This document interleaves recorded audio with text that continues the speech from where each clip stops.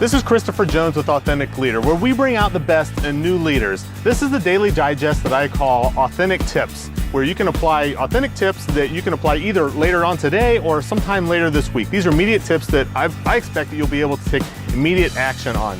And we are continuing with a theme of making next year your very best year ever. I really want to encourage you to do that.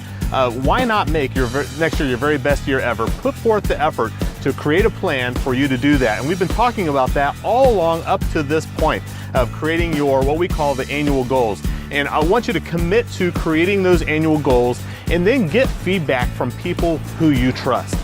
These are people who will give you honest, constructive feedback about how to make your goals even better and even more effective. Now you get to decide if what the feedback they're giving you is meaningful and you can actually do something with. You don't have to take everybody's feedback, but I encourage you to go get that, get it from people you trust, take the components of it that you think you can actually apply to your goals. And don't worry about hurting other people's feelings if you don't take their ideas.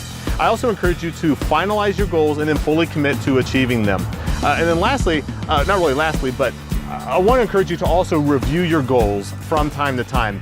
Many times people will create goals and then they'll put them up on a shelf and say, you know what, I don't have to worry about that because these are annual goals, I'll get to that later. And they don't get back to reviewing them and looking at them from time to time.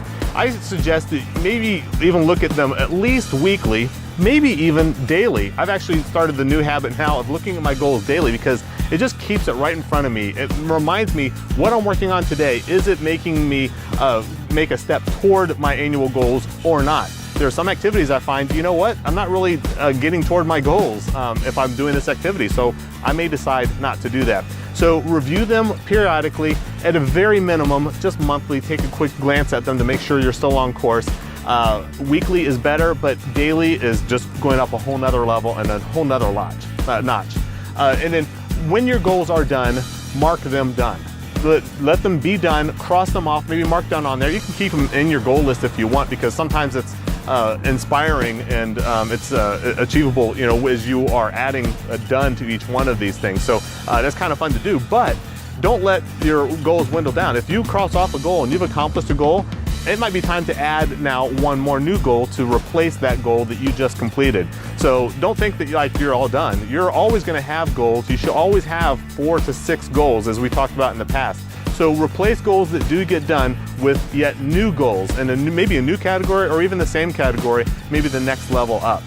You can get a free PDF download at christopherrjones.com/download 1216, where you can get the companion PDF that goes along with all of these videos. It also sits by itself independently, but it certainly is a good complement to these videos that we're doing for this entire month. Come back tomorrow, we're gonna get into another aspect now of how to make next year your very best year ever. And in the meantime, bring out the best in your leadership.